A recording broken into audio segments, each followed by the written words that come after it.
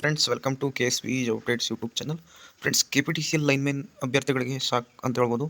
ಪರೀಕ್ಷೆ ನಡೆಯೋದು 99% doubt friends. ಯಾಕೆಂದರೆ ಒಂದು KPTCL ಲೈನ್ಮೆನ್ ಅಭ್ಯರ್ಥಿಗಳು ಯಾರೂ ಕೂಡ ಆಸಕ್ತಿ ತಗೊಂಡು ಆಕ್ಷಾ ಸಂಘಟನೆಗೆ ಬೆಂಬಲವಾಗಿ ನಿಲ್ತಿಲ್ಲ. ಅದೇ ರೀತಿ ಹೇಳೋದಾದರೆ ಒಂದು 10th ಮಾರ್ಕ್ಸ್ ಕಾರ್ಡನ್ನು ಕಳಿಸಿ 2017ರಿಂದ 20ವರೆಗೂ ಅಂತಂದರೆ ಅದಕ್ಕೂ ಸರಿಯಾಗಿ ರೆಸ್ಪಾನ್ಸ್ ಮಾಡ್ತಾಯಿಲ್ಲ.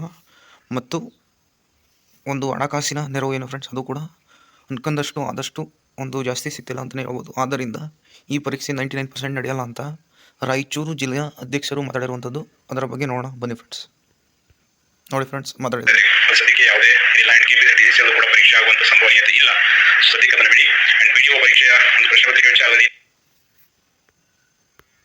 ಸದ್ಯಕ್ಕೆ ಅದನ್ನು ಬಿಡಿ. ಅಂಡ್ ವಿಡಿಯೋ ಪರೀಕ್ಷೆ ಇಲ್ಲ.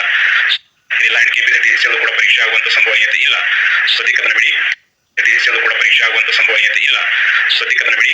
ಅಂಡ್ ವಿಡಿಯೋ ಪರೀಕ್ಷೆಯ ಒಂದು ಪ್ರಶ್ನೆ ಪತ್ರಿಕೆ ವಿಚಾರದಲ್ಲಿ ಇನ್ನೊಂದು 12 ಜನ ಮೇಲೆ FIR ಆಗಿತ್ತು. ಸೊ ಆ FIR ಅನ್ನು ತೆಗೆಸುವಂತ ಕೆಲಸ ಆಲ್ರೆಡಿ ನಡೀತಾ ಇದೆ. ಸೊ 100% ಆಗುತ್ತೆ. ಸದ್ಯಕ್ಕೆ ಇಷ್ಟು ಮಾಹಿತಿ ಇದೆ ಸ್ನೇಹಿತರೆ. KS ಪರೀಕ್ಷೆ ರಿಲೇಟೆಡ್ ನೋಡಿ ಫ್ರೆಂಡ್ಸ್, ಇದಿಷ್ಟು ಒಂದು ಲೈನ್ಮೆನ್ ಹುದ್ದೆಗಳಿಗೆ ಸಂಬಂಧಪಟ್ಟಂತೆ ಮಾಹಿತಿ ಬಂದಿರುವಂಥದ್ದು. ಆಕ್ಷಾ ಸಂಘಟನೆಯ ಜಿಲ್ಲಾಧ್ಯಕ್ಷರು ಹೇಳಿರುವಂಥದ್ದು. ಆದ್ದರಿಂದ ಇದು 99% ನಡೆಯಲ್ಲ. ಏಕೆಂದರೆ ಸರ್ಕಾರಕ್ಕೆ ಎಕ್ಸಾಮ್ ನಡೆಸಿದ್ರೆ ತನ್ನದೇ ಆದ ಹೊರೆ, ಅಂದರೆ ಎಕ್ಸಾಮ್ ಸೆಂಟರ್ ಬುಕ್ ಮಾಡ್ಬೋದಿರ್ಬೋದು, ಕ್ವಶನ್ ಪೇಪರ್ ತೆಗೆಸೋದಿರ್ಬೋದು, ಅದನ್ನು ಸೆಂಟರ್ಗಳಿಗೆ ಕೊಂಡೊಯ್ಯೋದಿರ್ಬೋದು. ಅದರಿಂದ ತುಂಬ ತಲೆನೋವಿನ ಕೆಲಸ ಎಕ್ಸಾಮ್ ನಡೆಸೋದು. ಇದಾದರೆ SLC ಮಾರ್ಕ್ಸ್ ಕಾರ್ಡ್ ಮೇಲೆ ಡೈರೆಕ್ಟ್ ರಿಕ್ರೂಟ್ಮೆಂಟ್, ಫಿಸಿಕಲ್ ಮೂಲಕ ರಿಕ್ರೂಟ್ಮೆಂಟ್ ಮಾಡ್ಕೊಳ್ಬೋದು ಅಂತ ಸರ್ಕಾರ ಕೂಡ ಒಂದು ಯೋಚನೆಯನ್ನು ಮಾಡಿರುವಂಥದ್ದು. ಅದರಿಂದ ಯಾವುದೇ ಕಾರಣಕ್ಕೂ ಎಕ್ಸಾಮ್ ನಡೆಯಲ್ಲ. ನೀವು ಬೇರೆ ಹುದ್ದೆಗಳಿಗೆ ಟ್ರೈ ಮಾಡೋದು ಬೆಟರ್ ಫ್ರೆಂಡ್ಸ್. ಇದಿಷ್ಟು ಫ್ರೆಂಡ್ಸ್ ಮಾಹಿತಿ. Thank you for